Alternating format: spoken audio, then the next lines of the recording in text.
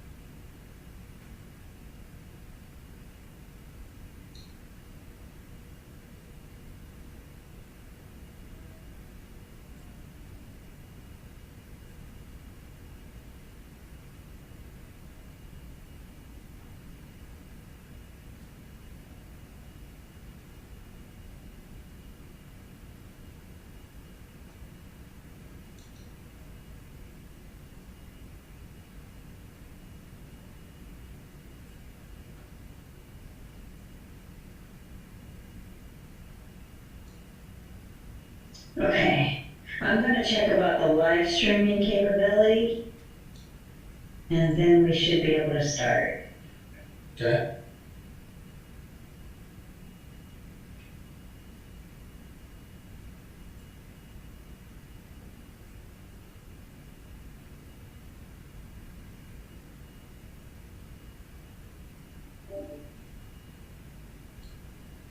WebEx Assistant is enabled to save audio highlights.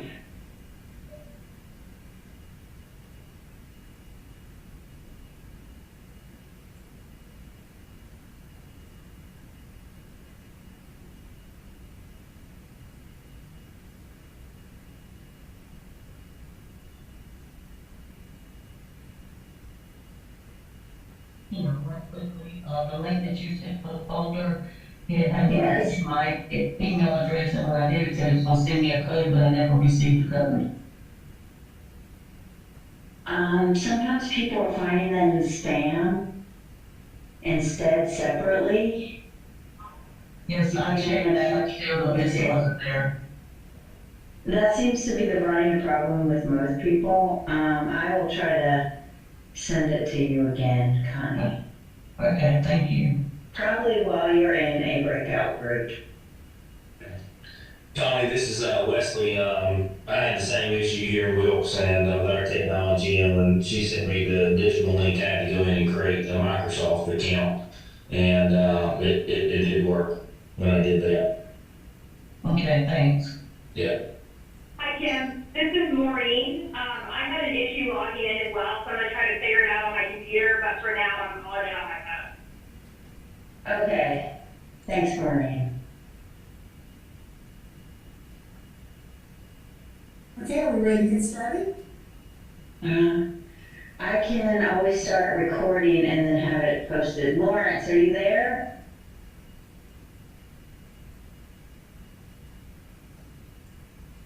Okay, I'm going to go ahead and start recording.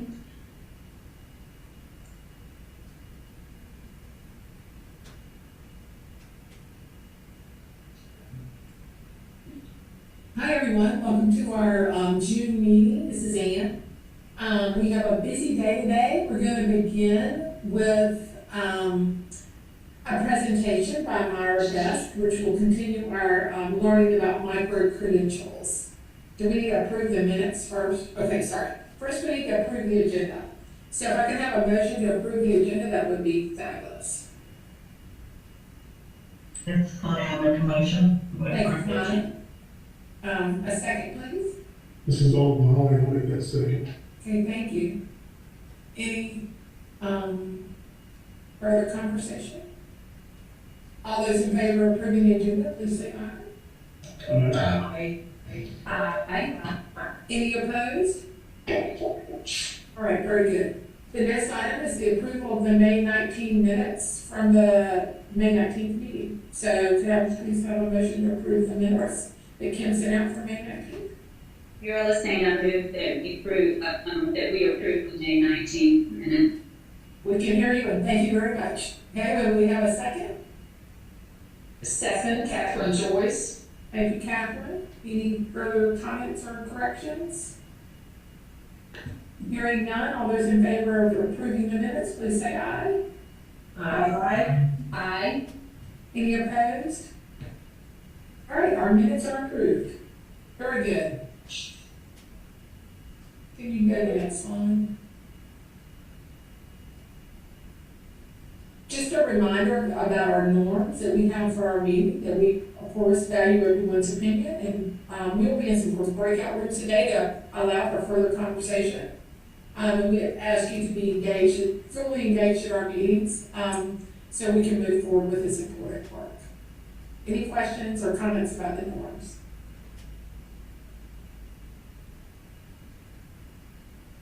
Hearing none, I think we can move on.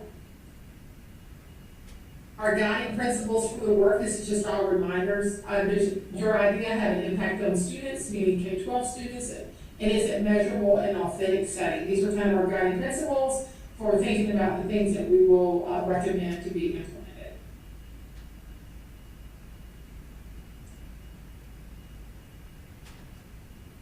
Okay. The other thing, and we're going to talk about this today, does the licensure process resolve the issue of barriers to the teaching profession? That's one of our breakout room conversations today.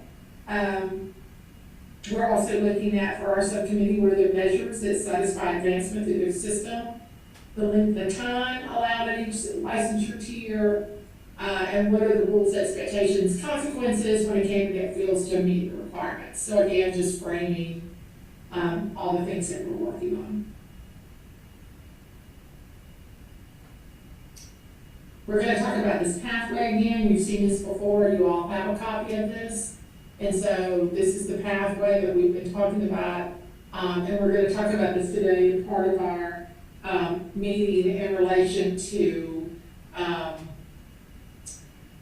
barriers that we see and what we think micro-credentials may or may not be able to do for us in terms of moving forward. So that's part of our agenda. Okay, so now I'm going to introduce Myra Best, who's going to do a brief orientation and a presentation for us on micro-credentialing and some work she's been doing. And this should allow us to have, this should be, unless we ask for anything else or ask anyone else on the committee, this should be our last micro-credentialing presentation. So thank you, Myra, for joining us, and we look forward to what you have to say. So thank you so much. Thank you. Thank you for having me, and I'm pleased to present the status report on micro-credentials on behalf of Governor Perdue and the North Carolina Partnership for Micro-Credentials.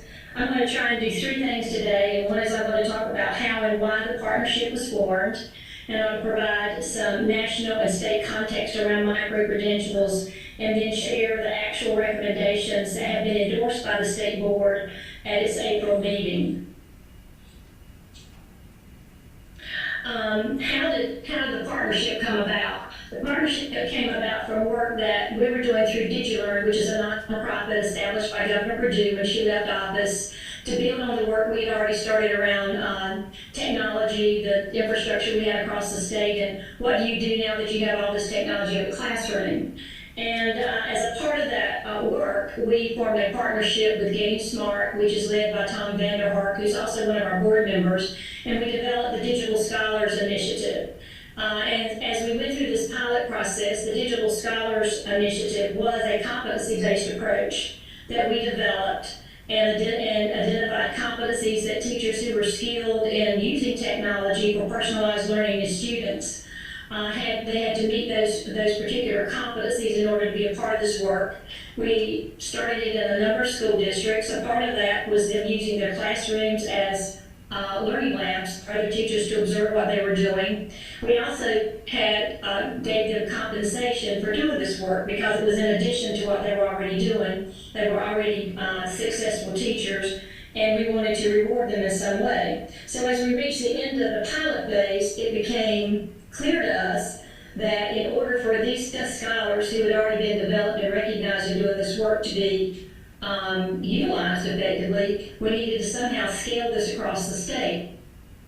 So through our work and investigation, it became that micro-credentials were the most logical venue for us to recognize the digital scholars. And so we went and met with the state board chair and vice chair about the work we were doing and to find out how we could get the digital scholars recognized for the skill acquisition they get. Well, at that time, which was a year ago, there is not a state-led effort around micro-credentials, nor is there the capacity to recognize people for acquiring competencies or skills. So that's how we ended up with the partnership,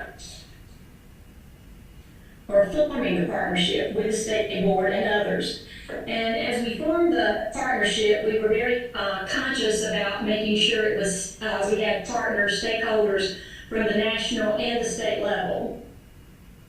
And it was chaired by Governor Perdue. And the work I've done with Governor Perdue, what we learned very early on is that if you want to be successful, then you need to have the stakeholders involved at the very beginning. So we had and you have all this information in the report that was shared with you, and I hope you've had a chance to look at it. You'll see that we had national partners, the biggest national partners that do micro-credentials, Bloomberg, Digital Promise, and the NEA are the largest providers, and they have been invaluable partners in this work as we've gone forward. And then our state level stakeholders included teachers from the classroom, principals, superintendents, leaders of organizations that represent all of those groups, higher ed and others, because they all have a stake in this game, and that's also how you get the best information that you can have in developing a successful project, and especially if you want to be successful. And of course you have to have the policymakers at the table. So we had all those in place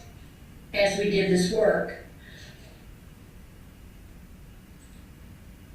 The first thing we did is develop a vision for what we thought professional development, what we wanted professional learning to look like for all teachers. We wanted to have high quality standards. We wanted to provide personalized professional learning opportunities in multiple formats, times, and ways, because we were hearing a lot of concern as we looked at work that the professional learning wasn't personalized to individual teachers' needs, nor was there the capacity to have skills, knowledge, and competencies recognized, and we felt that was important. But we also knew that we also wanted it to somehow relate to how they could advance in their career and be acknowledged as professionals across the state, the school, and the country. Our mission in the work we did was twofold. One was to develop a state-recognized system of competency-based micro-credentials that promotes and is integrated with a high-quality system of professional learning. And I want to emphasize that. We already have a lot of excellent professional learning going on across our state, and micro-credentials, competency-based micro-credentials would be just another way that we could help promote and integrate with that system. The second part of our mission was to ensure that the competency-based micro-credentials encourage and support the expansion of teacher skills and knowledge to help improve the achievement and outcome of all students. And what we began with is the understanding that there is not a commonly understood or accepted definition for micro-credentials. So to guide our work, we used this particular definition, which has not been approved by the state board, but it's one that we use to guide our work so that we had a clear understanding amongst our group, our partnership, about what we're talking about when we're talking about a micro-credential.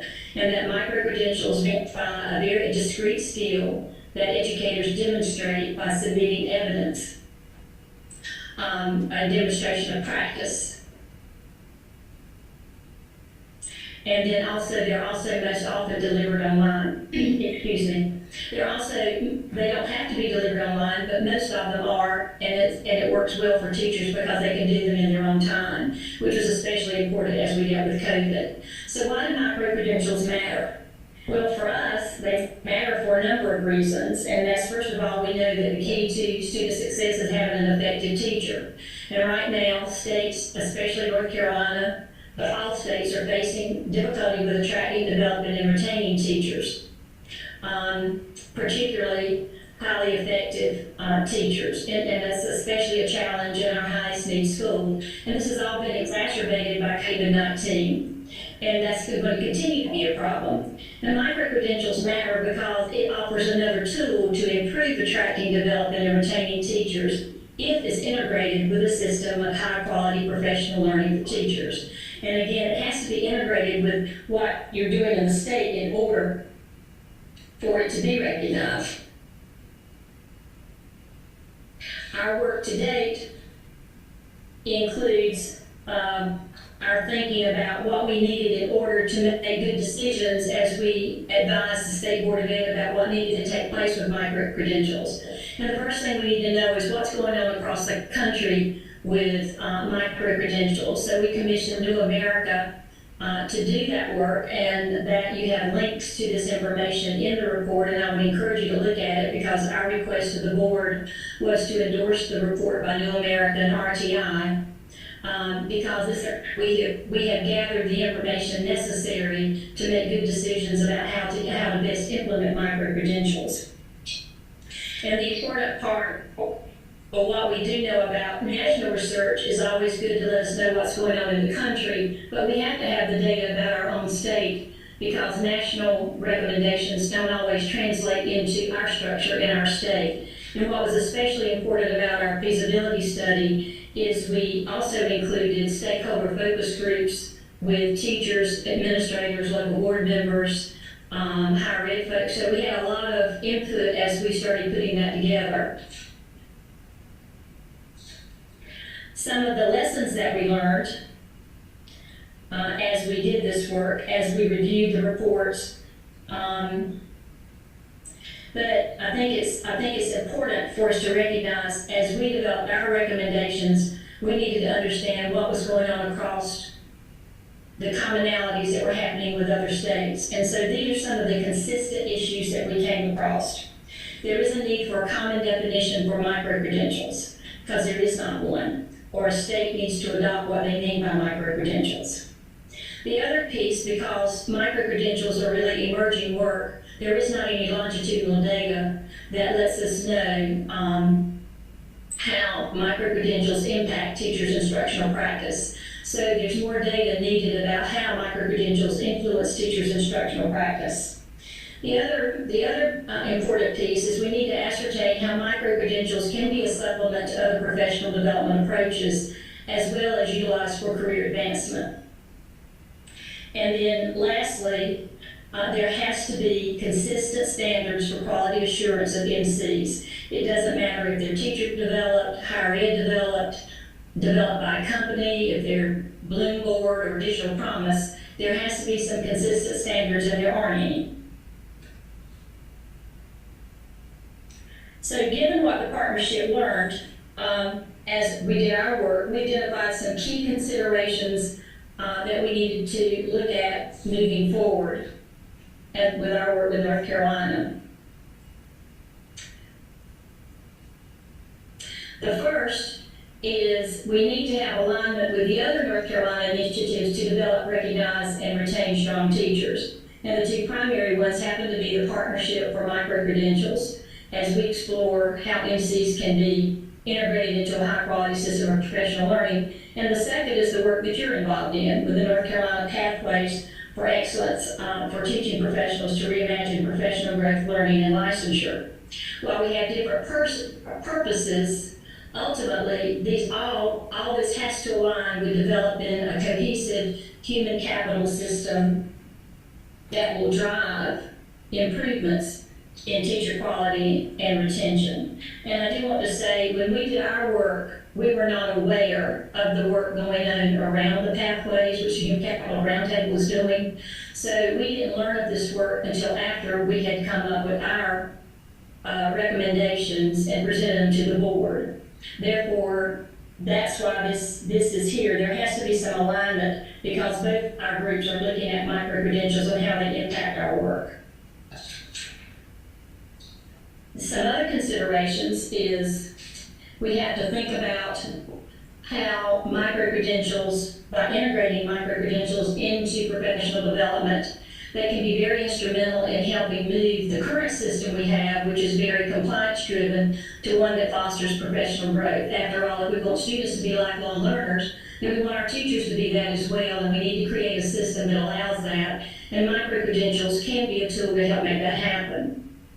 But for the state, the second thing we have to have is agreement on standards, and that should be done by the state. LEAs, we have 100 some odd different LEAs, and if they all have different standards, then there isn't any consistency. But if they're going to be used across the state, there has to be some consistency, and there has to be some way to determine quality, so that has to take place, not only in North Carolina, but also across the country. The third is expanding the opportunities. Micro-credentials are not a replacement for high-quality professional development because, again, as I said earlier, we have a lot of high-quality professional learning going on across the state, but we should look at it instead as an expansion of opportunities for professional growth and career advancement and how those can add to what we already have in place. Another key consideration is you have to have a deliberate process. States need to be deliberate and provide a process for micro-credential quality that ensures portability across all districts, that there's time for teachers to collaborate, develop, and demonstrate their skills. There has to be human capital support with mentors and coaches, sufficient financial support and equity so all districts can participate. And again, as you see a theme through this are what we already know about high-quality professional development. North Carolina is positioned to lead, and we have that clearly identified for us as we look at our assets and that we have in the feasibility study. As we looked at the assets we have in place, we also looked at assets that we had previously that had been eliminated due to funding. We did a very comprehensive view of this work. So that's a good resource that you already have that you can go to that will help inform the work you're doing. We saw that teachers in that report and other data, as we looked at Leandro's report, they had high interest in micro-credentials. They had high interest because they saw it as more personalized to their own needs. They saw it, they had a huge desire to have competency, to focus on competency instead of just seat time. And then that whole flexibility that they needed that helped them improve what they were doing in their particular classroom, and also they could do it in their own time and in their own way. And I think two of the other most revealing things that came out of our work is that micro-credentials should first target the experienced teacher. As new teachers are already overwhelmed with induction requirements and they're just learning how to teach, they're already overloaded with what their job is and trying to learn their job. And experienced teachers have already mastered their practice, and they also are in the position to be more autonomous in doing the work that is required to do a competency-based micro-credential.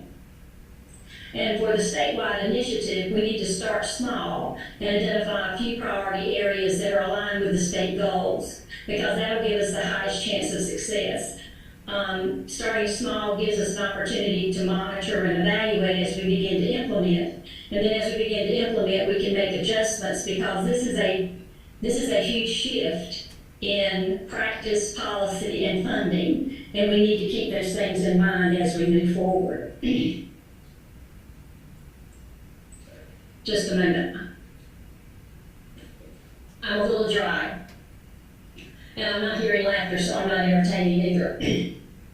So in order for us to move, or for North Carolina to move forward, we made 6 preliminary recommendations to help us move forward, and these were endorsed by the state board at its April meeting.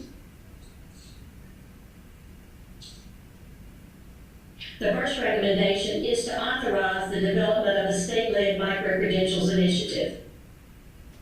And we did that because the purpose of the initiative is to develop a statewide system of microcredentials and how it promotes and is integrated with the current system. But also keep in mind that this is based on what we had already learned through North Carolina's work, and that is looking at Leandro, what the feedback from teachers were about professional development, what we were seeing about inadequate and inequitable professional development, and that most of the teachers were feeling that the professional development they were getting was not really meeting the research-defined qualities affecting professional development as we know it. And the important part also is this is another tool that aligns nicely with the state board's plan to improve teacher development in response to Leandro, and it's also a good strategy to support that you're doing, the work you're doing with Pathways to Excellence. The second recommendation we had was to endorse the partnership's work around microcredentials. And again, that was to endorse the investment we already made in the reports that have been developed. The research is already there, so you don't need to reinvent the wheel. You can work from that particular point. But the national research supports, the national report gives you not only what's going on across the country, but also gives you some ideas or suggestions for state policy considerations. And then you have the feasibility study that gives you direct input from teachers and other educators across our state. Plus, it's already been funded and paid for. The third recommendation is to authorize the development of a strategic roadmap. This is a new state initiative, state-led, and the roadmap should be developed and presented to the board no later than October 2021. And the reason for this is dealing with teacher professional learning is very complex. And this will define where the state is with microcredentials and professional learning, where it wants to go, and it'll have clear steps on how to get there. The other key piece is that it also recommends identifying staff and providing funding, because DPI is already has its plan of work, and so they need additional support in order to do this work because it's outside their current scope of work. The fourth recommendation deals with some of the priorities and the targets, and targets experienced teachers and provides funding and governance and standards. So what we recommended to the board is that to do the state-led microcredentials, it should focus on some of their priorities. And instead of focusing on microcredentials for everything, maybe focus on literacy, which is a priority of the board. Also, when focused on literacy, there also needs to be some microcredentials to target and focus middle and high school teachers, because we do know that integrating reading into content areas is especially important, as they are not, many of our high school and middle school students are not on grade level. Also, having a set of microcredentials that demonstrate the skills necessary for remote and digital learning continues to be important. We also need to look at a state-designed and approved description of advanced teaching roles, because that's also a priority of the board. And this would be a good starting point to use those current grantees. And a recommendation that we talk about, which I think is already in the budget or funding, is to expand this program so we get more data. And then another priority could be focusing on the computer science standards approved by the board, and also microcredentials for computer science through maybe stackable microcredentials. And again, you see that the plan would be targeted experienced teachers. We need to have appropriate funding and governance structure and standards for developing the microcredentials.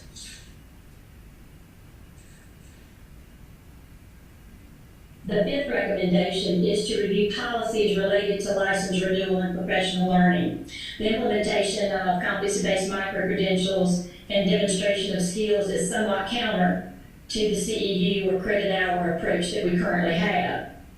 And the license renewal process that we have in place is based on CEU or seat time and is most often typically reviewed as compliance driven. Multiple groups are doing micro-credentials across the state, and I think that's important for people to understand. LEAs can approve micro-credentials, and what's beginning to happen, or happening a great deal, is they are doing exchange rates, which are problematic, because competency-based is a fundamentally different approach than seat time or CEU time. So converting what is competency-based to a seat time is somewhat arbitrary, and it's going to vary depending upon the skill and knowledge of the teacher. It's going to vary from the rigor of the MC, and again, there's no consistency, which again, we have to look at having those overall statewide standards to help drive that work. And the final recommendation is to develop the advanced teaching roles on a program, which I mentioned previously, and that is it has shown to be a promise as a strategy to develop teacher leaders so they can remain in the classroom and be compensated for that. And I think a key piece behind this, and also for your work with licensure, is that we need to draw on the research we already have around National Board for Professional Teaching Standards, which is actually the forerunner of competency-based, even though you have to keep in mind it's much more rigorous, it's very heavy in content. So it's not a micro-credential, but it certainly has the forerunner of research and what can help inform the whole competency-based approach. So for us at this point, our next step is to move forward with developing the roadmap that's recommended by the board as soon as staff is identified to help do that work. The partnership will remain advisory to this work, and hopefully have the plan complete to be presented to the board by October of 2021. Another effort that has arisen as a result of our work is a multi-state partnership, which DigiLearn was asked to lead. We have identified some other states. We hope North Carolina will be one of those. But the whole purpose of the partnership will be to do the very thing that we're talking about, and that is establishing some quality standards, some common quality standards, and gather more impact data so that we can determine if micro-credentials do improve teacher practice and effectiveness, as well as impact student learning.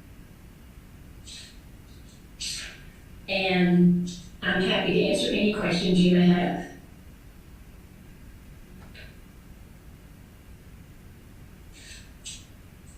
Does anyone have any questions?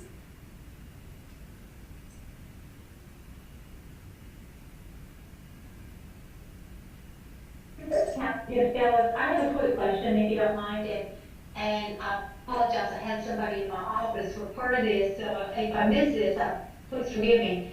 But when you're talking about, implementing this and making sure that you have someone that's going to be able to review these competencies with the person, has there been some thought of possibly something like a train-the-trainer?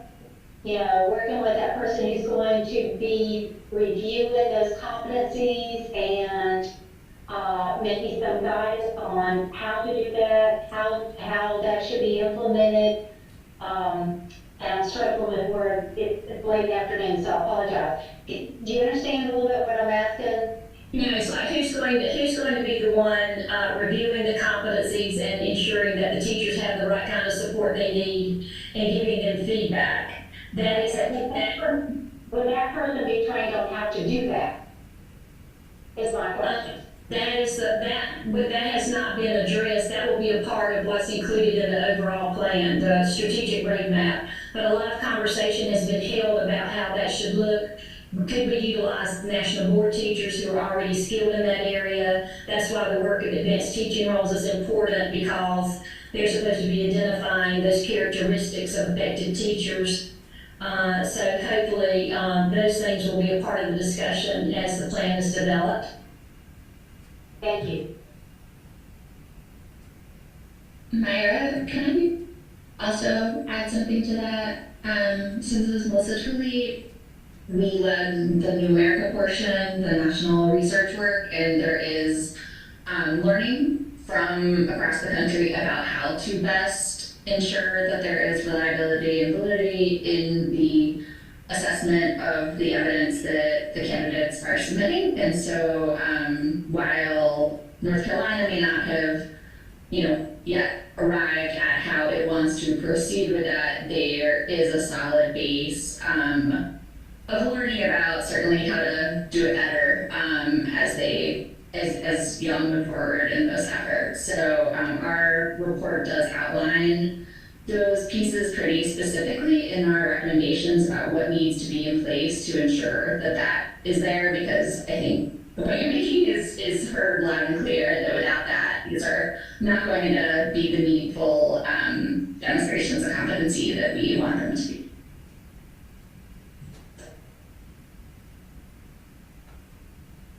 And I was going to say, and if I may add to what Melissa just shared, again, all of this is wrapped around the fact that as we look at micro-credentials in and of themselves, they do have to be connected to what we already know about high-quality professional development, and that varies across the country.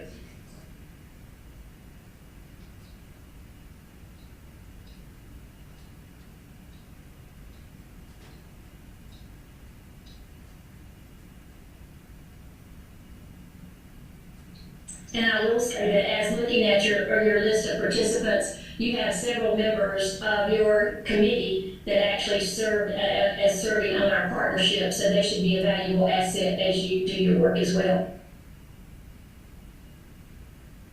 Thank you, Myra. That was really helpful.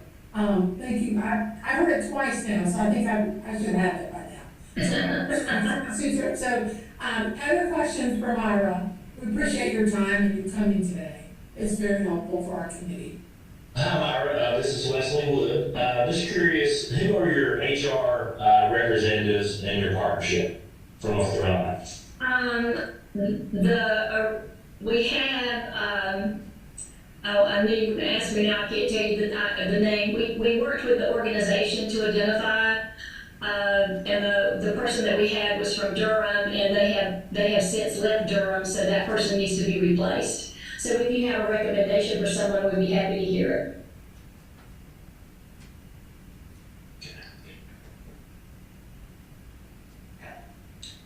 All right, Ms. Meyer, thank you so much for presenting to our subcommittee this afternoon, and we are going to move on to our next item on our agenda, which is takeaways from our previous presentations on micro-credentials. And I just want to start by, I've been doing some reflecting myself since our last meeting.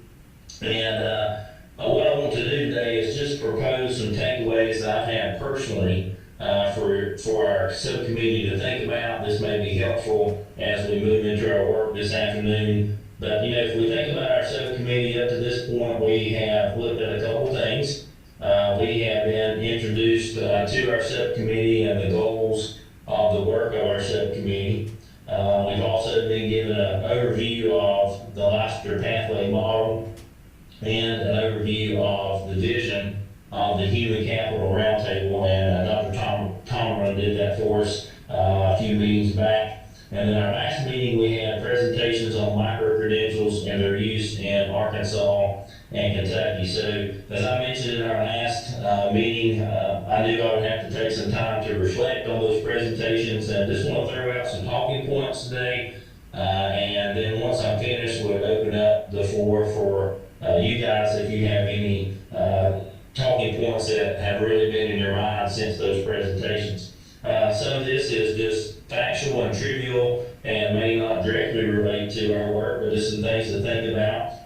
I did note that Kentucky required the completion of an EPP program and passing of licensure exams before initial license was issued. So it sounds as if they did not use micro-credentials prior to licensure, an initial license being implemented or issued. It was only through an EPP program.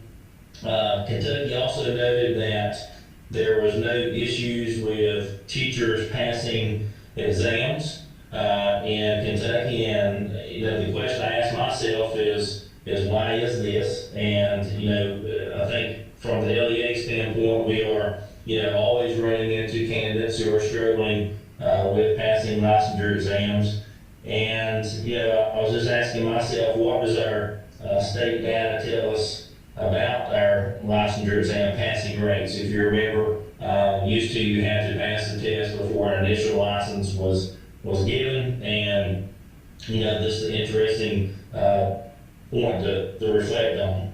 Arkansas also mentioned that they had moved away from making MicroCredentials mandatory. If you remember, in their presentation, they started off by saying that it was required, and teachers had to have MicroCredentials to move to additional levels, but that they had stopped making that mandatory. Arkansas also mentioned a great idea, I thought, well, at least it was a great idea, about using MicroCredentials to supplement exam scores, especially those that were 2 standard errors and measuring away from passing scores. As we know, we have lots of teachers who, are just 1 or 2 questions away from passing an exam. They take it multiple times. MicroCredentials may be an option there for us to consider. Arkansas also mentioned that there was no statewide salary structure in place for MicroCredentials. I think that was covered at the LEA level because they had the authority to set their own salaries. Kentucky mentioned that they had a 3-tier licensure system, and if you remember, their level 3 was an initial certification. Then they had a level 2, which was considered a master teacher with specific qualifications that had to be met, and then also a level 1, which was the highest level. They talked about the use of master's degrees, national board certification, X number hours of continuing education. They also started off, or they also stated that there was no requirement for a teacher to move from one level to the next. That made me reflect on our licensure pathway that's been presented to us about how MicroCredentials could be used as far as levels, level 4, license 4, advanced teacher roles, licensure. So some additional takeaways, just thinking through this, I think we all would agree that we want the most effective teachers possible. However, from our LEA folks, especially our HR folks that are on our subcommittee, I think they would tell us right now that recruitment is a huge issue.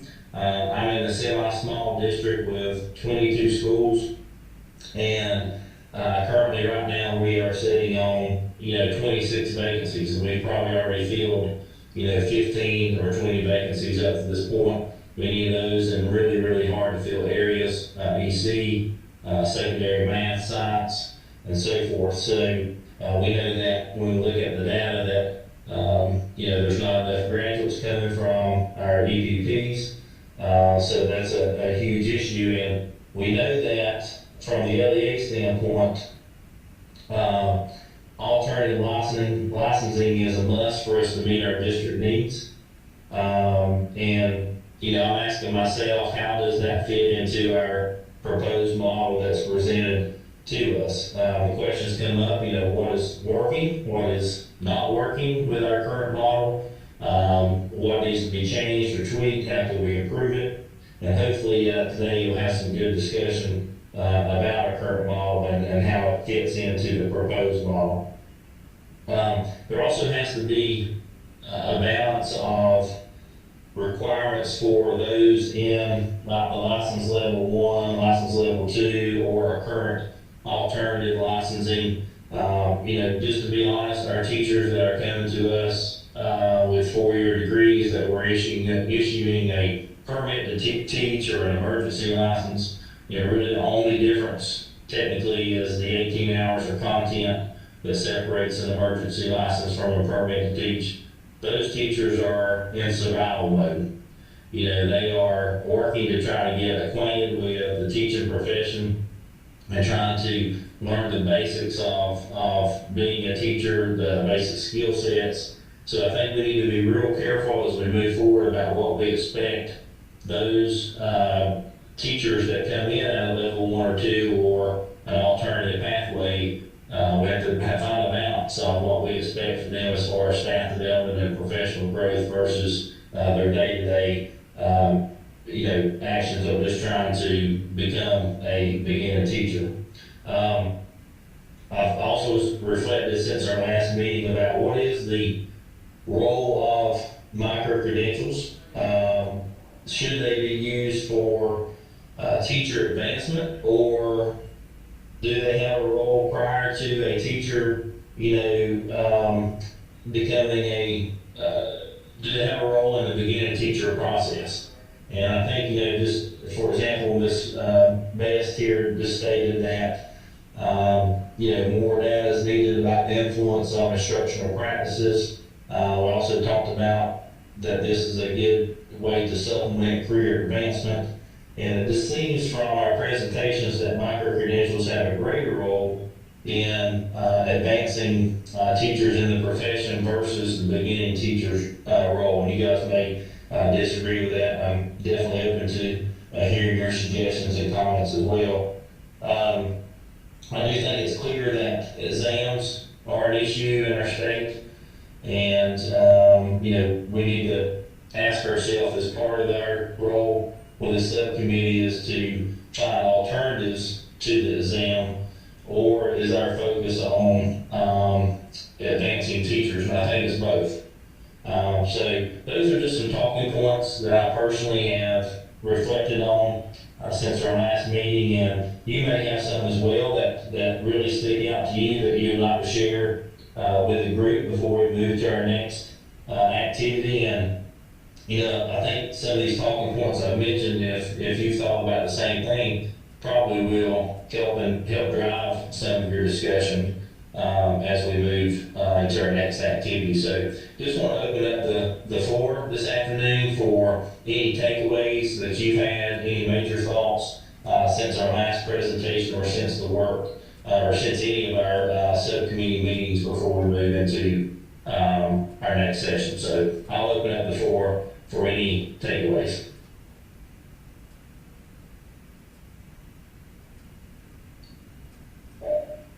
This is Vivian Covington. Can you hear me? Yes. So I put a little rant in the chat while you were talking about testing.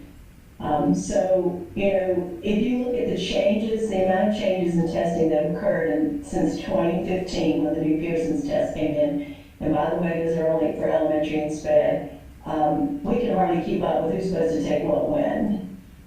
So is the testing, I agree with you on that, is the testing okay, do we need it or don't we? But let's stop changing it, because I have people in about 10 different cohorts now from 2015, and we can't keep up with what's what for them. The other, the other big issue here is, how do I, sometimes I feel like mother, I'm telling my students, you must take and pass these tests, and then everybody else is grandma and gives them an extension. So if we're going to do that, then we need to have we need to stick to it and quit changing it. Because if you just look at the series of changes that I put there in the chat, that's minimum. We require multi-subject tests, then we got rid of it. We tell them they have to do it in 3 years, and then we don't. And then we go from a 1-year pass rate. And by the way, the biggest implications for this are on the IHEs, because the school system pathways and the other outside non-IHE pathways don't, sort of have these GPAs and these pass rates to deal with. So a lot of this is really de-incentivizing people going through a traditional pathway. If you look at that pathway that we're going to look at in a little bit, there's $15,000 if you come through the learning permit in terms of, if you say that's a $5,000 award, but yet go ahead and pay for your full tuition at an IHE, and you only get one of those awards at $5,000 to continue your trajectory. So you're helping people pay for tuition, but you're not helping people who choose the traditional pathway, which, by the way, there is a lot of data that shows that our folks stay, they're able to impact student achievement. So, I think we have to really realize, like, what is it we value here? That EPP pathway, there's no value for doing student teaching and having 700 hours of experience in a classroom. Because if I don't pass the test, I'm back there with somebody who just comes off the street and starts working. So, I really think we have to really get to the nitty-gritty of what we value here. Can I piggyback on Vivian? This is Kim Kramer from Catawba College. I mean, the fact that EPBs are not putting out the numbers needed is, it's the outside influences that have changed and affected that the most, in my opinion. And part of that, to add to what Vivian said, beyond the onerous and licensures and all the requirements for students, are the way EPPs are sanctioned and treated based on all of that information makes us difficult. We have to, all these other creative pathways are coming up, but yet we have a box as an EPP we're forced to live in order to meet requirements and stay a licensure agency. So I think there needs to be a level of fairness across that as well, and I think the EPP numbers could go up and end up putting out more teachers, qualified teachers as well. And Dr. Covington, this is Jeff Coltrane with the governor's office, and I wanted to clarify one thing that you said to see if this helps. And I know we've got several other members of the roundtable who helped with developing this framework and this vision that I asked you to jump in.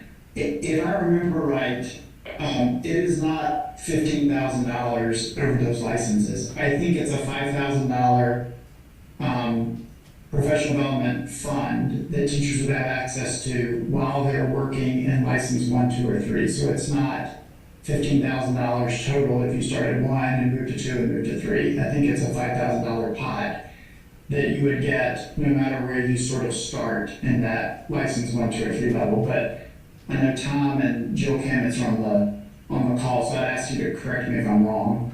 I think the other piece of that, Dr. Covington, and this is where I think the roundtable and its discussions recognizes both the data that shows that our traditionally trained EPP students are our most effective teachers, but also in an effort to try and recognize those teachers who go through that pathway, is that if they're able to come out of your programs and complete those competencies that would show that they can enter the profession at license 3, they'd be making potentially $7,500, $10,000 more than they would be normally, and then those teachers coming in at license 1 would be. And I think that was intentional in sort of our thinking, because we recognize the importance of that pathway and also the value that those teachers bring right out of the gate to the classroom. And so there's an incentive there for people to pursue that traditional route, because they could come out making more money than if they just came in at a license 1. And both recognizing and rewarding those teachers for the value they bring was part of that importance. But I wanted to clarify both of those, but I don't think it's $15,000 across those 3 license levels. I think it's a $5,000 pot that you have to use while you're working your way through those initial license levels. But Tom and Jill, correct me if I'm wrong on that. But Jeff, that's part of the issue, because I don't know any of that while I'm trying to make these decisions, because some other committee is deciding on that. So I'm just very frustrated with the work. Because I don't know what you know, but yet I'm on this committee and I'm trying to make decisions based on a chart that doesn't say that, but you're telling me that's the intention. So I just want you to hear me. No, I understand. That's completely fair. So, Dr. Covington, this is Tom Tomlin, and I'll take responsibility for that, because when the initial meeting, as Dr. Wood reviewed your meeting so far, the first meeting, I took the vast majority of that meeting to walk everybody through what the vision of that map was. And I thought we were very clear in our conversation about that the EPP star above the license 3 was designed to recognize the invaluable contribution of our EPPs to the development of great teachers. And where that, you referenced earlier, you feel like a mother telling your candidates they must complete these tests in advance. We deliberately created models to support you in that communication to your folks. If you do these things that we ask you to do in these ed prep programs, you will wind up here far advanced over other people who enter the profession without that type of preparation. And if I didn't make that clear in those presentations, I do apologize. You did make it clear, Tom. You did make it clear. And I've heard it, in several other venues.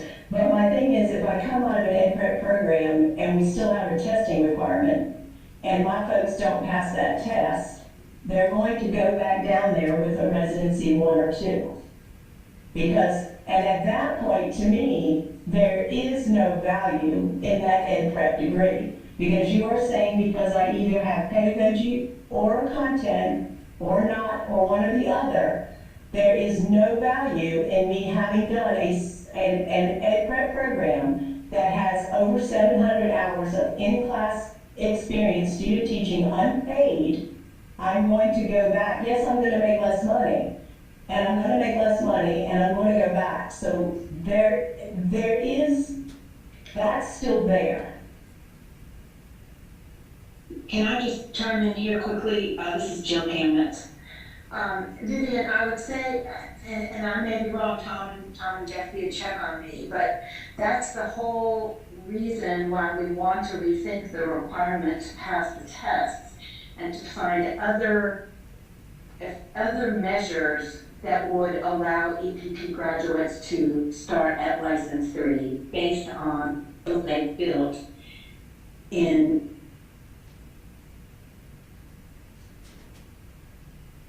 That's part of what we're trying to explore.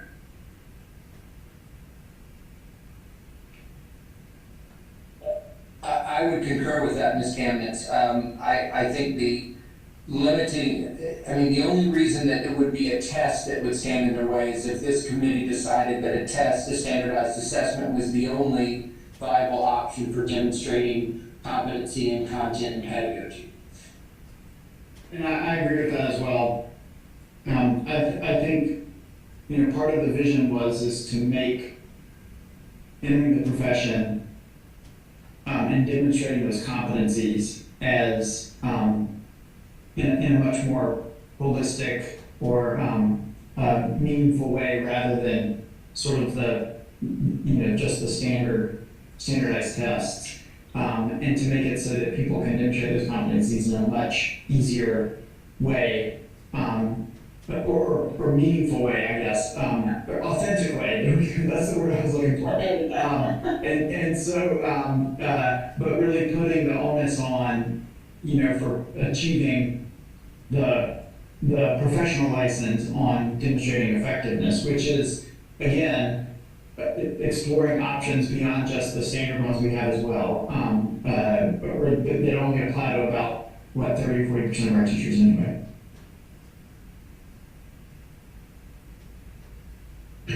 I'd like to add something quickly. I am in favor of this, as Dr. Wesley and Dr. Mills, I think, spoke earlier. In certain counties, we are struggling to find educators to fill our classrooms. And looking at flexibility when it comes to testing and being able to demonstrate mastery in different ways is a plus for us. And I just look at the MicroCredentials as a way to support incoming teachers, not in a way of reducing the standards or requirements, because we all know that there are teachers that can pass tests, but may not have the pedagogy in the classroom or connect with their students. So I just think there's got to be a different way to look at this so that we can put people in the classrooms, because otherwise we have individuals in rooms that do not have the background information. And then when we look at that and how it's impacting our classroom, in certain areas, we're just falling behind, especially in our rural communities. I'll just say I probably opened up a can of worms by some of my comments about the EPP, but I've told Ann and several others on the subcommittee that my personal opinion, I definitely agree that our best prepared teachers are the ones who come out of an EPP, whether it's a traditional route or the residency model.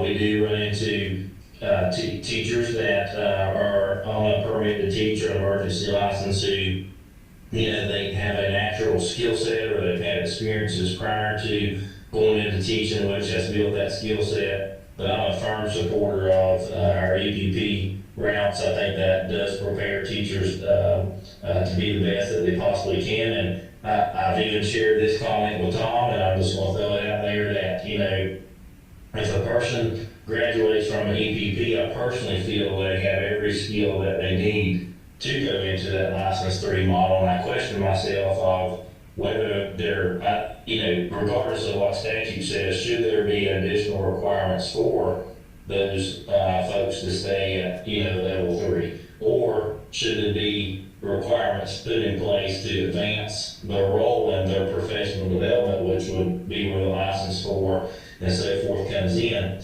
But as Mr. Coltrane mentioned about the salary piece, that's a piece I wasn't aware of either. But if the salary is set much higher than it is now for a beginning teacher, I do think that would help recruit individuals into college and university EPP programs. So anyway, definitely support that, but at the same time, currently there are not enough folks to fill our positions, so we have to have additional levels of licensure. And I know that licensure is very confusing now. We have daily conversations in our office about licensure. We constantly reach out to our route. We constantly are reaching out to DPI with questions about requirements for specific individuals. It is a nightmare to keep up with spreadsheets and other data methods. We spend a ton of time communicating to all of our new hires that are in each category about what their requirements are, following up with them, making sure they understand what's being communicated to them. We also work closely with our EPPs on a weekly basis, making sure we're on the same page with what's required. So I do definitely agree that it needs to be streamlined, but I think it's also been changed as many times as it has, is because, one, COVID obviously with different things that affected there, but really the permit to teach and the emergency license, in my opinion, came about and all those requirements just because of the lack of teachers to fulfill, classrooms. And so as that need has grown year after year, so has the, leeway of individuals being able to obtain a license, which then reflects a licensure policy, adaptation or modification. So anyway, just some of those thoughts, but any other comments from the floor about micro-credentials or anything up to this point regarding our work?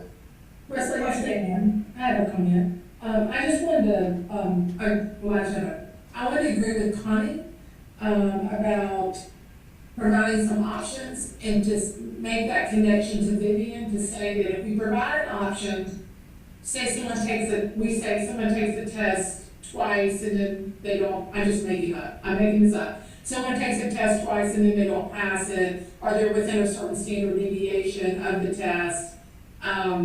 And then we say, okay, you can move to an option of a micro-credential performance-based assessment for this particular part. That would also be something that can be open to traditional pathways. So I don't think that micro-credentialing would be only for alternative. There could be points where this could also be beneficial to traditional candidates. Vivian. So I want us to be very careful when we're talking about the test. I hear this all the time because somebody talks to the legislature that they couldn't pass the test. which tests are we talking about? And maybe those tests need to be looked at. Because for years, the physical education test was horrible. It had master's level physiology on it, and we screamed about that, but nobody would listen. So what is the test? So are there a lot of, like for example, the adaptive curriculum test has almost 100% pass rate. So it isn't that test. Are we talking about elementary teachers who have to take 2? Are we talking about SPED teachers who have to take 3? Which of those tests have we looked at any of that? We're just blanketing saying the test. I'm not a big test proponent, but there's just a lot of stuff being thrown around without any data behind it, without any specifics behind it. I can tell you which test our students struggle with, and I can tell you what we're doing to try to help that, but it isn't all of them. It by and far is not all of them. So I just put that out there too, and I promise I'm gonna be quiet. I like the idea that Anne presented of if the EPPs have the option of, okay, if you don't pass it after this many times, you can go micro-credential route. If we do that, though, I think it needs to be very clearly delineated. If the EPP can still license them, would we still be the licensing agency after that, or do they have to go through some type of alternative licensure at that point? Or, and also, if they pass through that, then does that clear the sanction for the EPP? And I think that creates a level of fairness. And I'll point to lateral entry versus residency licensure. Years ago, the deck was stacked against traditional EPP students versus lateral entry people because they didn't have to do a TPA, for instance, and residency licensure even the playing field on that. So I think we just need to be sure that all these pathways, kind of make sure we're even in the playing field a little bit. I do think EPP I forget who said its point, that you're so higher up the scale, you've got the star, so to speak. And so, yeah, you should have gone through a little harder path to get there. But I also think that some of the pathways could be evened out a little bit. Vivian, this is Wesley. You maybe even mentioned that you know what test your students are struggling. I'm just thinking in my head from the LEA perspective. Would you mind sharing? Do you have any right off your head that your folks struggle with the most, without looking at data statewide? When we held them to the test, they passed them. When they're allowed to be hired in year 1 and passed by the end of year 3, they put them off. And I would say that for the elementary, it is probably equally the math or the reading, depending on the person's interest and specialty and lack of anxiety around it. And I would say that the physical education test and sometimes the music education test are the harder ones. I think you brought out a great point. I may have seen some data in the past, but I personally don't know the data the test that most people are having the most issues with. I totally agree with you from an LEA perspective. It is the math and reading for elementary and EC, along with, like you said, music. Definitely have seen that happen, but those would be our highest numbers as well. Dr. Tom, you a while back, and it may be even a year or two ago, you shared some data with us about the difference in the pass rate from when folks were required to pass the test versus our current model of attempt in year 1 versus year 3. Can you speak on that? I don't mean to put you on the spot, but do you have enough head knowledge of that to be able to share your thoughts on what the data said? Yes, so I would wholeheartedly concur with Dr. Covington on her statement about that. Now, from the only caveat I would issue there is when we had the situation where you had to pass the test in order to enter the profession, you never saw those folks who never passed the test. And when I say you, I mean the LEAs. And so a couple of things have happened here as a consequence of that decision is the districts are now discovering that people who cannot pass that test are still great teachers that they want to retain. And we would have never had that realization had that policy not come into effect. But I totally agree with Dr. Covington that when this was a requirement, there was a much higher pass rate on these tests than what we see in the current environment. A couple of, on an unrelated question, the conversation that's just been occurring around micro-credentials and testing, I just want to make a point of, I want to ask a question about what is the impetus or the origin of the assumption that only people who could not pass the test could avail themselves of something like a micro-credential or some other demonstration of competency that you folks might come up with. Right. I'm not saying that you can't construct it that way. I'm just making sure that I or any of the other human roundtable members have not indicated that was what what the plan was or the vision was.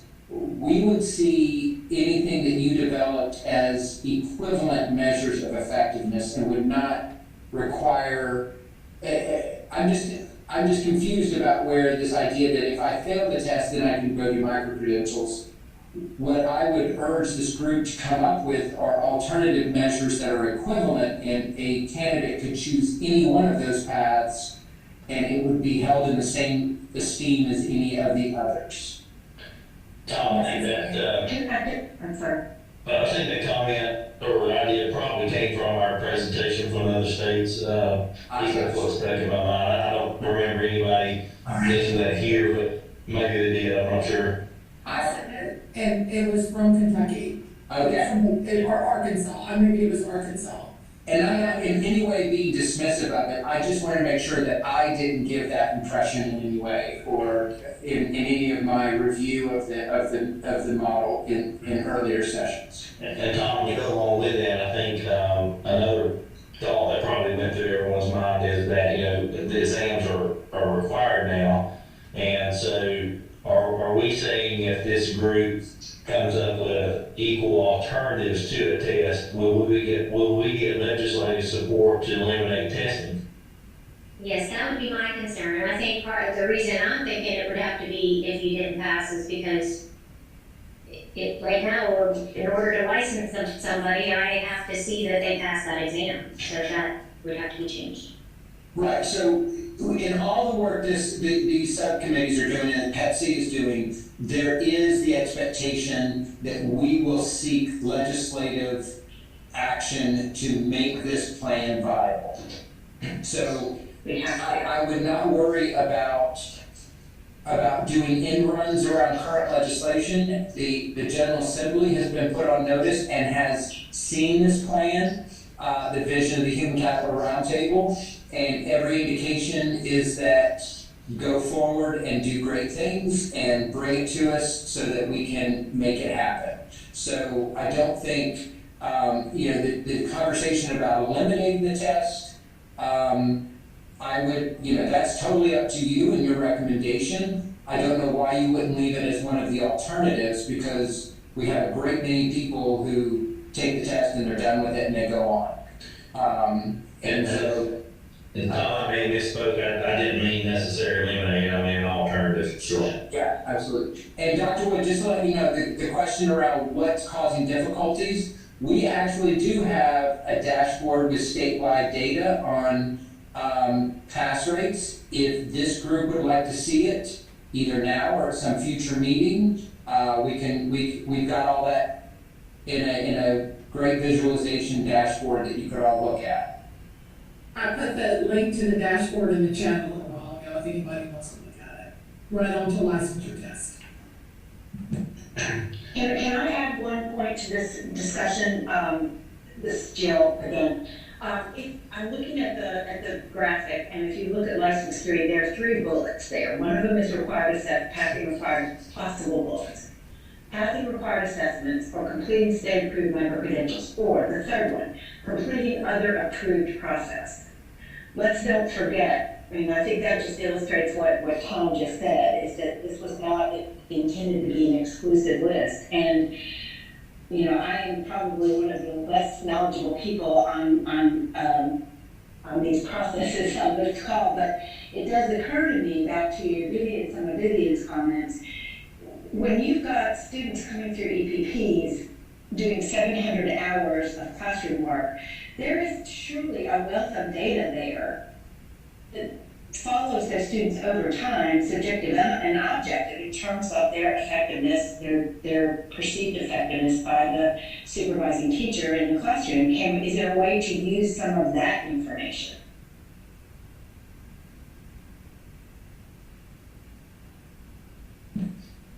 Well, that would certainly give a nod to practice, theory to practice model.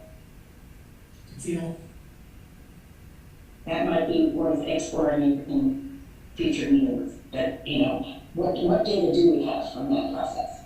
Yeah. Thank you for saying that. Tom, I may open up another can of worms here, but I really want everybody to be knowledgeable and on the same page about what we do know. Ms. Best presented on the micro-credentials and the relationship between the state board, and also talked about the roadmap that they would be presenting in October. And I'm sitting here thinking, and please provide some additional input, but it almost sounded to me like they actually are doing the work of this subcommittee for advanced credentialing. Or there's two people maybe, or two groups doing the same thing parallel versus together. Am I looking at that wrong? Is that a wrong impression to have? So I don't want to speak for Ms. Best at all, but I think she did point out there was a time when they were doing their work and didn't know what was going on with the Human Capital Roundtable. And I could say at the time, Human Capital Roundtable, I sat on the micro-credential work. And at the time, Human Capital Roundtable wasn't ready to kind of make their thoughts known on this. But not necessarily. I mean, I don't think what we're saying in this work is if you land on micro-credentials as being a viable option here for establishing competency in content and pedagogy for the purposes of licensure advancement, I don't think that you have to figure out what those, it's not the work of this subcommittee to figure out what those micro-credentials are, or create micro-credentials from scratch. And you know, I think at some point you're going to need to see what's out there, and then that becomes the work of the state to pick an appropriate contractor. The state board would have to approve that, all that kind of stuff. I mean, that's more process and procurement rather than policy. I think this group could get it would be a great recommendation if this group said, yes, in order for a teacher to advance from license 1 to license 2, they could do this group of micro-credentials, and from 2 to 3, they would do this group of micro-credentials without having to create those things. Is that kind of what you're asking? Yeah, I think what I'm understanding is we need to create or come up with the actual areas that the micro-credentials need to measure, and then of course it's up to the state or another group to figure out who that is as a vendor and what that looks like, I guess. I need to jump in here with a really important thought. We talked about this a little bit last time. I don't want anybody to come out of this thinking that there's going to be some separate contractor for micro-credentials, because I believe Jeff and Tom, and I think Brenda might be on the call, we very much saw micro-credentials as something that EPPs could be deeply involved with. Oh, yes, without a doubt. It could, you're right. So, to Ms. Candace's point, it's not clear to me that this would be a one vendor contract it may be lots of people could develop micro-credentials, and we may have somebody contracted to ensure the quality of those. Yeah. But other than that, I don't think, I mean, the state does have an interest in having uniform quality across the state, but I don't know that, I've not been part of any discussions where we've talked about selecting a single provider, vendor for micro-credentials. Absolutely not. Correct. So this is Ann, and I just want to thank you, Joe, for saying that, because I just want to state that at this current time, that an EPP, whether they're a traditional college or university or an alternative EPP, could develop a set of micro-credentials that becomes a module or becomes a class. I mean, that is something that's not out of the box right now. Depending on the structure that they're in. And so it definitely could be EPP work. And I think the NC State UNC Master MAT program is competency-based, so that's a nod toward micro-credentialing in a sense. Bigger chunks of competency, but same type of principle. Yeah, can I just jump in with a couple of thoughts on the micro-credentials front? So one is just on the, I think it can be really confusing because there are these competency-based approaches to higher education attainment, which are maybe similar but not the same as micro-credentials, and I just want to make sure that we're not conflating those two things, in particular that an online, for example, an online asynchronous module that you might engage in is not necessarily a micro-credential. It's really about having that applied demonstration of competency and being able to demonstrate practice. And so I just want to first of all just make sure that when we talk about competency-based education, that yes, that the core tenet of wanting to move forward based on showing what you know, I guess, is there, except the way that micro-credentials do that and the way that competency-based education sometimes works in the higher education space are not necessarily the same. And I know that's tricky to explain and maybe wrap our heads around, but I just don't want to conflate those two things. And then the other point I just want to make is around the North Carolina partnership.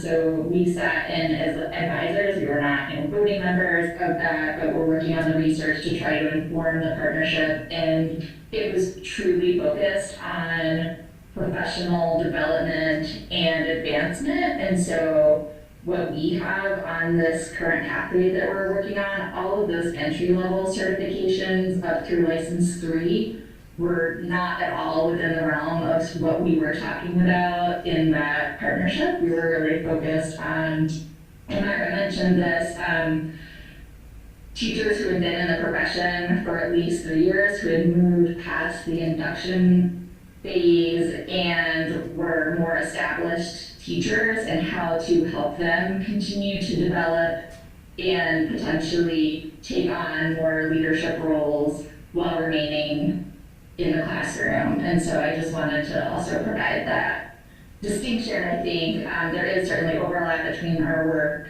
and their work, but I want to just make sure that where that sort of line is drawn on this pathways chart sort of indicates, I think, a distinction between their work and our work.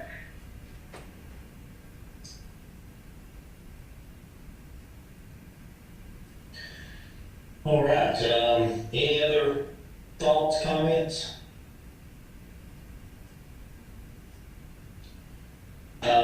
Ms. Kim, just think about time.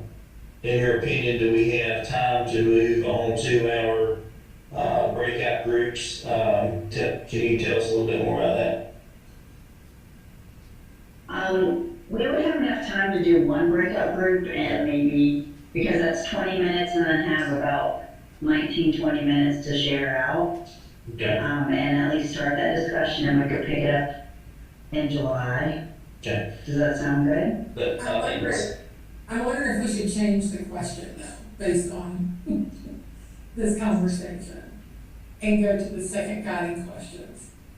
let's see. That would make sense to me. What can micro-credentials do to break the barriers? And Yeah. how might it work? And how would it be equitable, right? So then, Yeah. right. So then everyone would go to the session two folder for those materials. Yeah. And I would even add, if time permitted for each group, if they wanted to even make some comments about barriers that they feel we're facing, instead of focus the whole 20 minutes, if they have time left in their discussion to brainstorm that, I think it'd be positive. The positive thing about our group is people are getting very comfortable to speak, so I think we'll get a lot of feedback from the breakouts. So. Well, and I would just like to say, I know I brought up a lot of points, a lot of touchy points too, but I think their discussion has been really good today up to this point, and I really appreciate everybody sharing truly how they feel, what's on their mind, because we're starting to learn, if we want to move forward as a committee and really dive deeply into this, where everybody stands too, their thoughts and opinions, so I appreciate that. But Kim, can you guide us through our breakout session, what we need to do? Sure. So the breakout sessions are randomly grouped, and they'll be assigned by WebEx here. And when you get in there, if you'll choose a note taker and a facilitator, I'm thinking probably the facilitator will report out, but that will be up to the group members. And then there's a Word document, and it'll say session number 2, that folder. And the Word document will be according to whatever number breakout session number you are. So there's 1 through 5 with those Word documents. And then the breakout session itself is 20 minutes. And then be prepared to share when you come back to join the entire group. And this is the second breakout session for 20 minutes. What could MicroCredentials do to help break down the barriers? And I think Dr. Bullock added a couple more points to that to think about. But if everyone's ready, I'll go ahead and, go ahead. No, I was just gonna say, we had some comments about equity, about how they might be used, how they might not be used, so feel free to go into any of that, like ideas and such, and people get to that conversation. I think it'll get there. And I will go ahead and start the breakout sessions.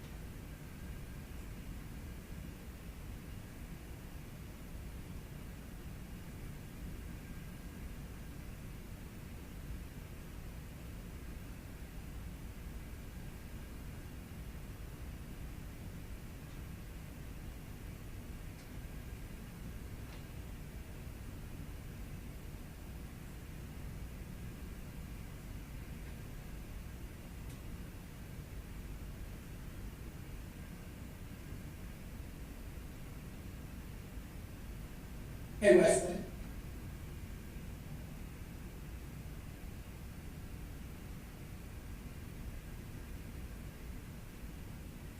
Kim?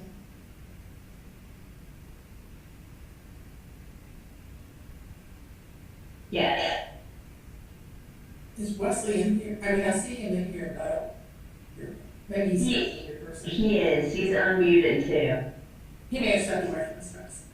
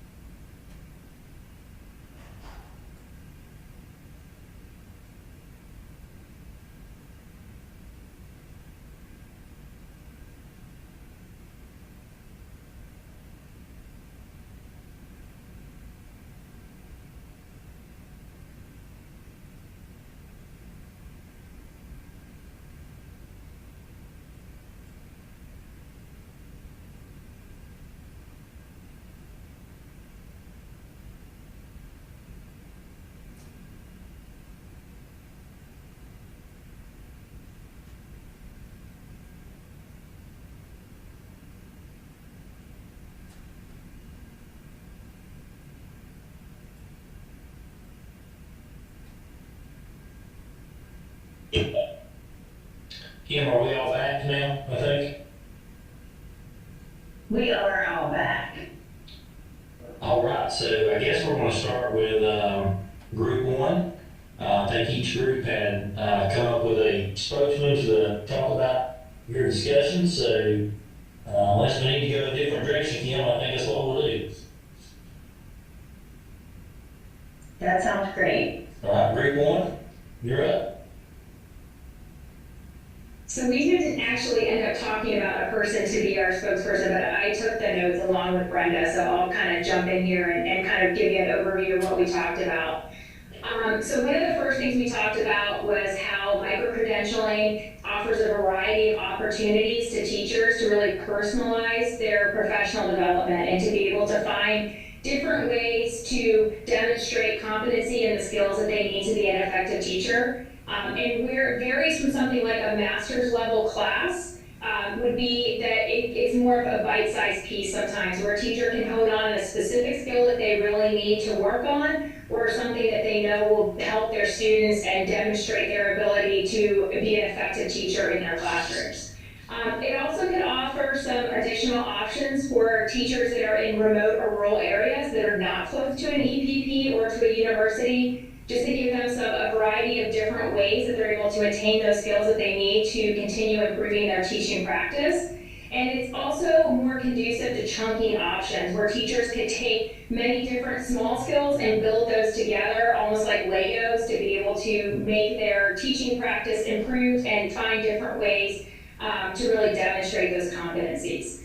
One thing that Dr. Holly brought up is that we need to make sure that we are not kind of falling back into some of the problems we've seen in the past in North Carolina, and he specifically brought up the RAC model, in that there were different credentials that were accepted by different LEAs, and that could be an issue. So we must ensure that we have a streamlined system of how microcredentialing would be approved, or different courses that would be offered to meet the different needs of each one of those different competencies.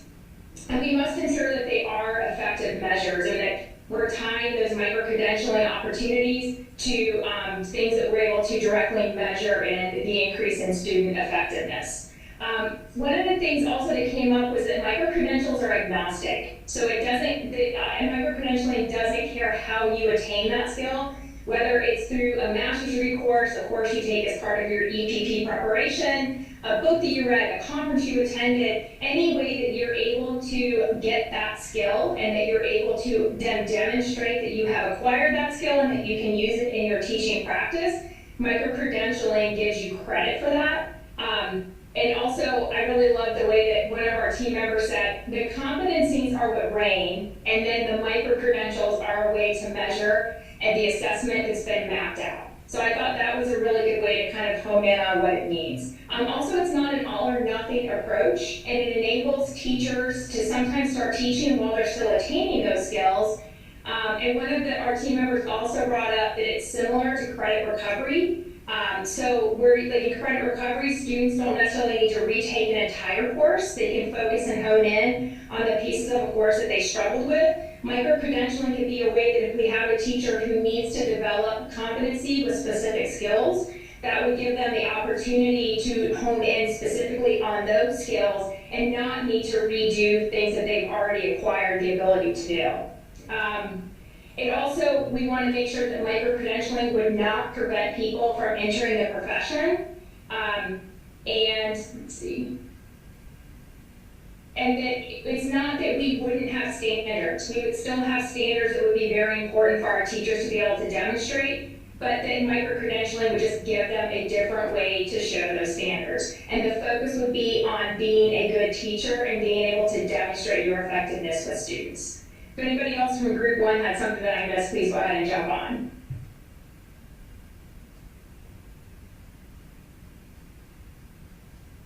All right, Marie, thank you so much for sharing those some great points for us to reflect on. I wrote as fast as I could, so good job. Group two.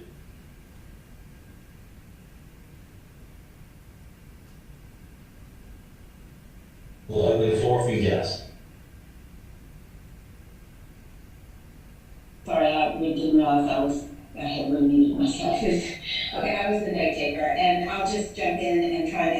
Maureen said.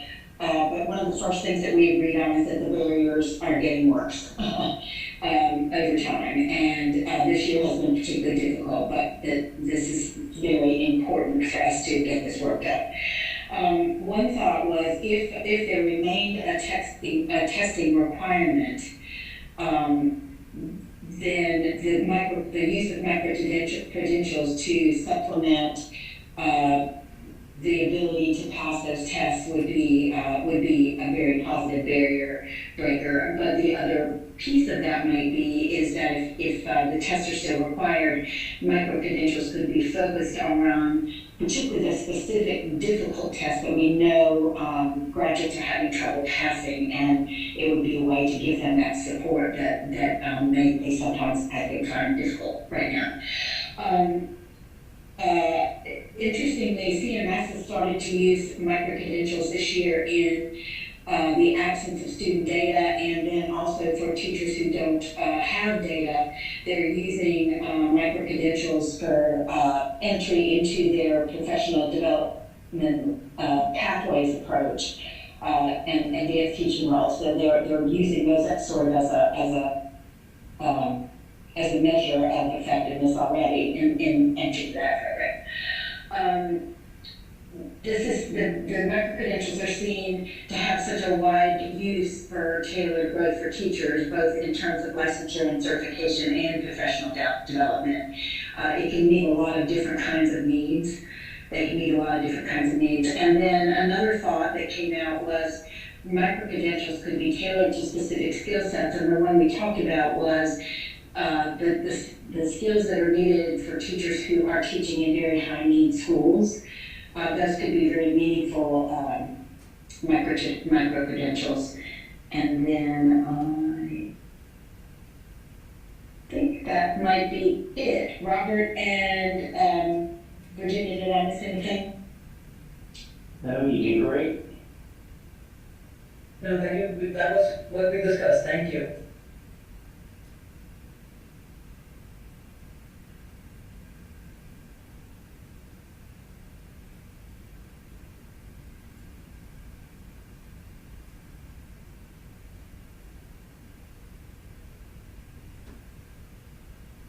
Wes, are you still there? We'll go to group 3. Thank you.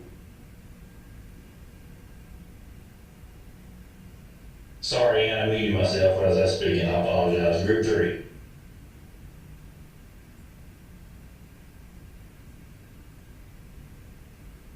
I think Andy Baxter was going to be our spokesperson. Andy, are you there?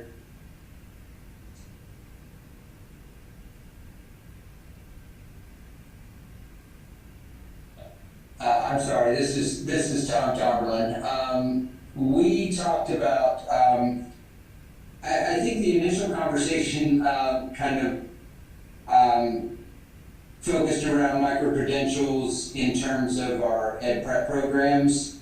We had a little kind of rabbit hole we went down for a little while, but we did recognize that this conversation around student teaching as being the time that teachers could demonstrate these competencies, however they chose, if that was taking a test or actually engaging in these micro-credentials and meeting these micro-credentials for the purposes of establishing their competencies would be a wonderful use of this. And certainly break down barriers. We did recognize that the micro-credentials could help in the equity sense. What we see in the data are disparate rates of passing the licensure exams, but we don't see that same disparate level of quality in the teachers between white and minority teachers in the classroom. And so micro-credentials presumably would help us with this because it's about the demonstration of skill and competency in the classroom setting, where we don't see that same inequity. We also, I can't remember what the final thing we talked about was. I think that was largely our conversation. All right, thanks, Tom. Group 4. Okay, group 4, I was the note taker. No one would be the facilitator, so I will talk. Master's degrees could be broken down into micro-credentials since earning a master's is not part of the model. Given various sizes of LEAs and their capacity for professional development, micro-credentials could bring consistency. Use micro-credentials in combination with the test score to assist those who don't pass the test by a set measure. As teachers' initiative to actually take the test continues to diminish, micro-credentials could be an alternative to the test. Micro-credentials could serve as some sort of test prep to help teachers pass the test. There was discussion around EPPs and LEAs being able to assist with this, and DPI helping provide resources. Not really a barrier, but wanted to flag it in our discussion. There was some concern about using micro-credentials for the initial license, but support for using them for the advanced license. All right, and our last group, group 5. That's me. Yeah. Hi. Yes. I was the note taker, so I think I'm going to be the presenter. Is that right, group 5? I think that's correct. All right. Okay. All right. Group 5 recognizes that testing is indeed a barrier to our current model. Therefore, our group is absolutely in support of alternative pathways to teacher licensure. We do want to ensure that our EPPs are supported and provided the necessary information to provide credentials for our graduates. We feel that there is some additional clarity needed on funding and compensation. And we do have a question as to whether micro-credentialing is an option for EdTPA or PPAT testing. There was conversation in our group about who will develop micro-credentials. If this is left for the IHEs, this will be a challenge, especially for the smaller IHEs. While we recognize that it is certainly necessary to differentiate micro-credentialing to meet the needs of the different school districts across our state, there is also a need to establish universal content to ensure that there is rigor and also positive outcomes. I believe that that's everything. Group 5, please add to that summary if needed.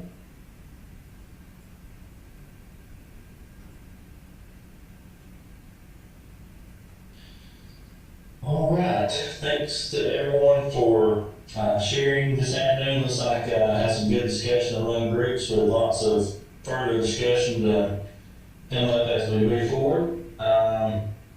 Just looking at our agenda and our time, I think our time has been exhausted for today. It's 4 o'clock, so we will end the meeting. Kim, do you have a date for our next meeting available, or have we established that yet? Yes, we have. Hold on just a second.